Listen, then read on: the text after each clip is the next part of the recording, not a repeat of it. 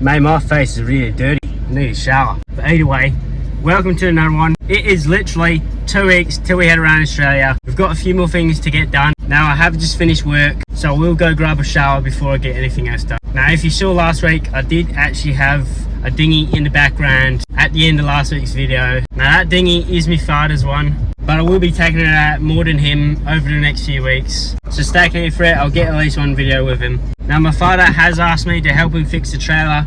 There's a few rusted spots here and there, so a wee bit of welding from me will go a long way. And we should also have to service the motor as well at the same time. Rusty, mate, do you want the leftovers of my dinner? Come on, sit down. Here you go, Cobber. Now we are doing a little bit of a trailer fix, and so this part here, this is what the winch sits on. So pretty much what I'm doing, I'm going to be chopping this bit off here. All this here is all rusted right through. Now hopefully it comes out pretty clean. I reckon it will. Let's get into it.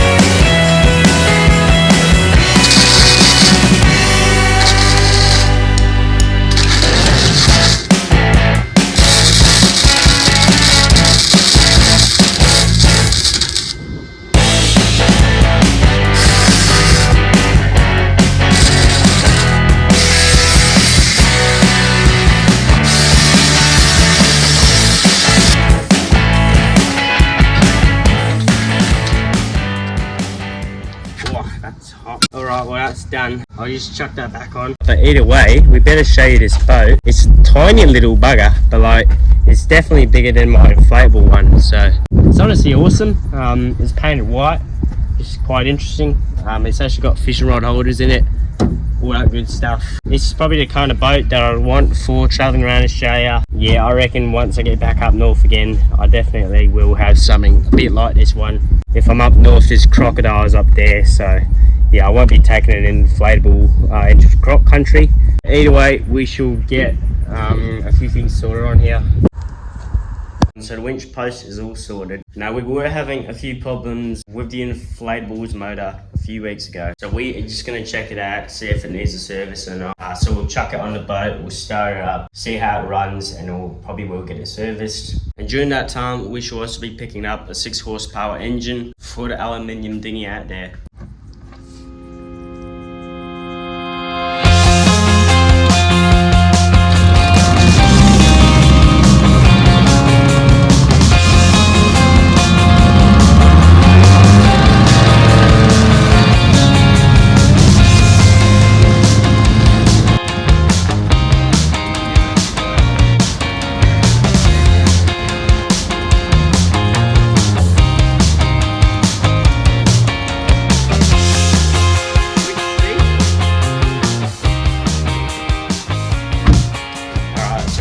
Get it serviced either way. However, it's definitely a good motor for sure, and hopefully it lasts all the way around Australia until I do get rid of it. And my dad will also be collecting the 6 horsepower engine, so I'll see ya once he gets back.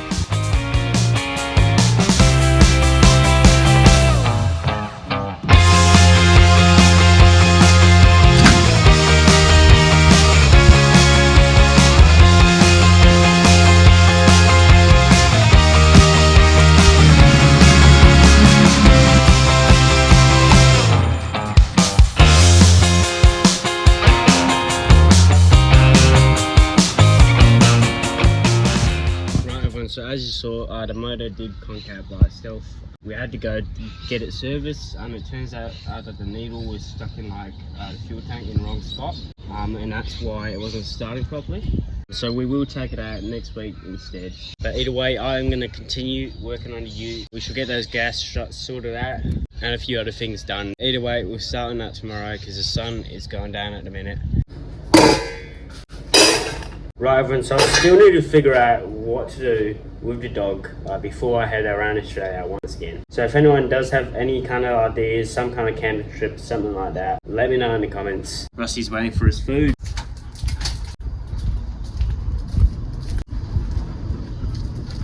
Oh, good boy.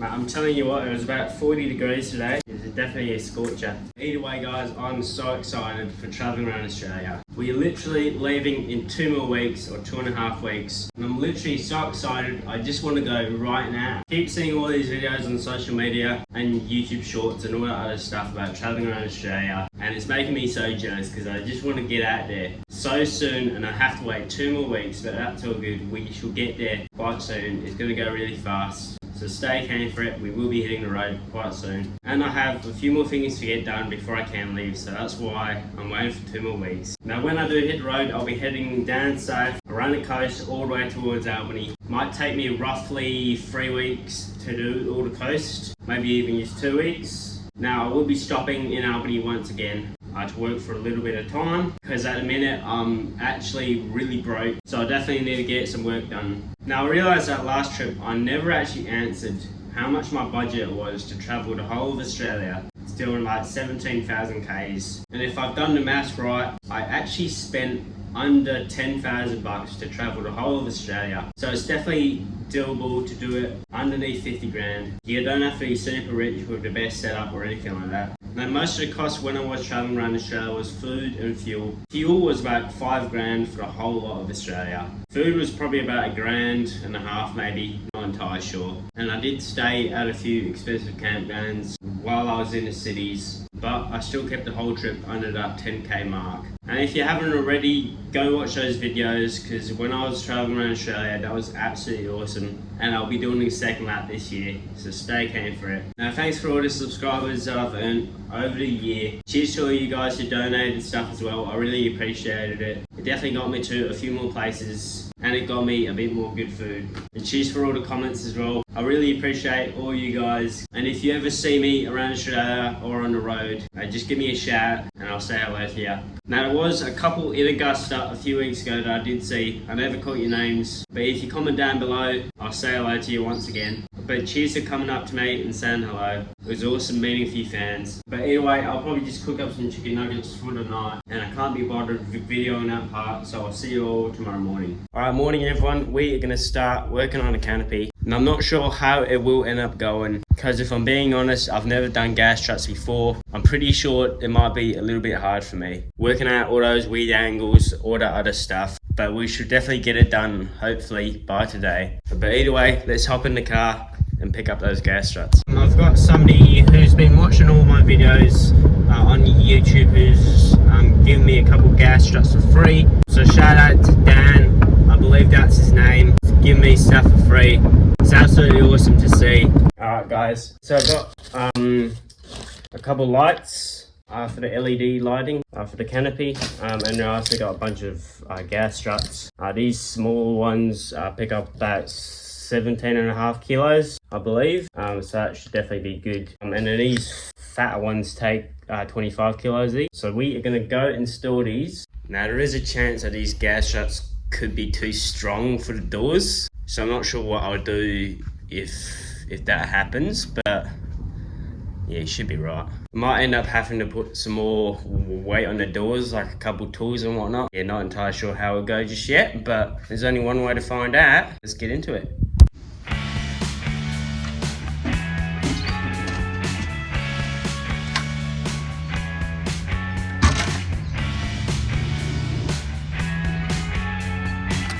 So I do have a slight idea of what I'm doing.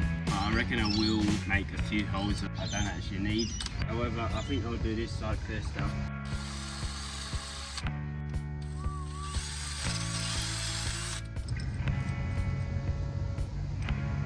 I'm just going to put the brackets on first. I just got these brackets from Bunnings.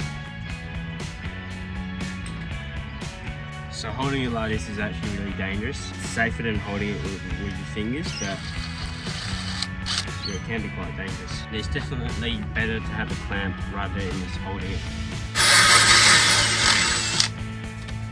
Makes it easier when it's clamped. Yeah, I got no idea what I'm doing with this. Look, what I'll do is I'll look at YouTube, see how everyone else does it, and then I'll figure mine out. So I have had a look at a few videos. Now, nobody was actually really good at explaining how to install them, so I'm still not sure what the hell I'm doing, but it seems that most of the people have their gas struts sticking up like that.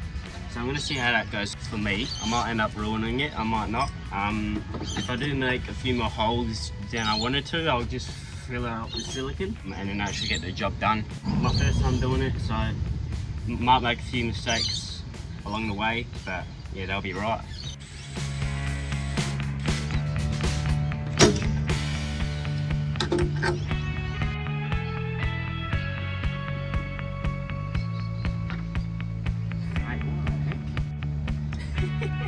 It's not even holding it up.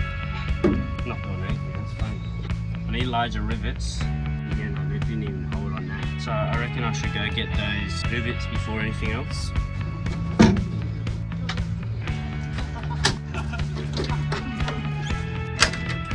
Right, I'm done.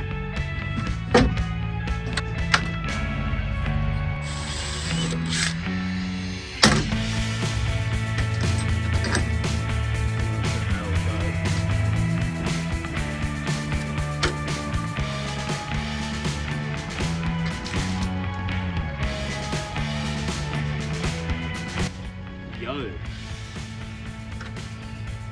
that almost works. Look, it's not the best, but it's the best I'll be able to do.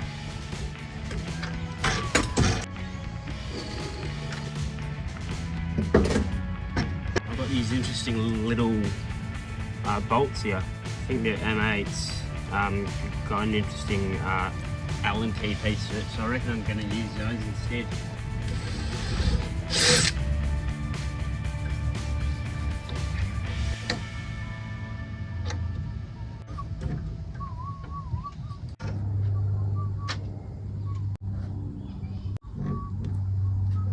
Right everyone, so that is that gas strut pretty much done.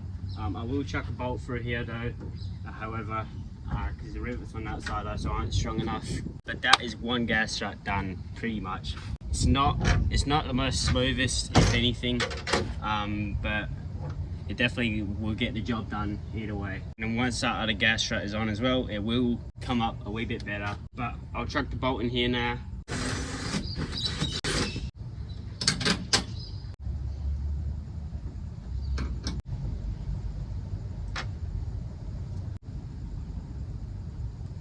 Oh mate, would you look at that? That's done it.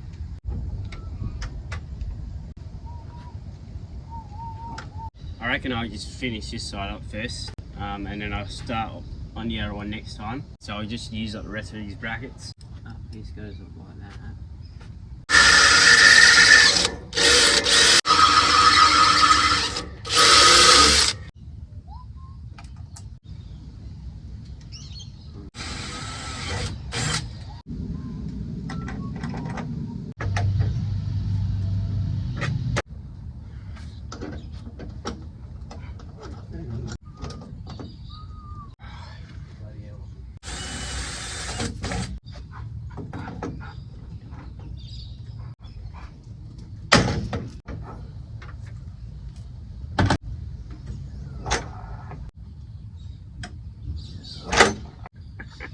Check a few tools and whatnot on that, but for now that is pretty good. Yeah, look, I'm pretty happy with it. Yeah, as I said, I will chuck a bit more extra weight on it. Yeah, because it's quite heavy at the minute, but it pushes it up at least. That's the main thing, it holds it there. Yeah, so shout out to Dan. Thank you for getting me these things. I appreciate it a lot. It definitely helped me out. Less money that I need to spend, so you know, cheers for that, Dan.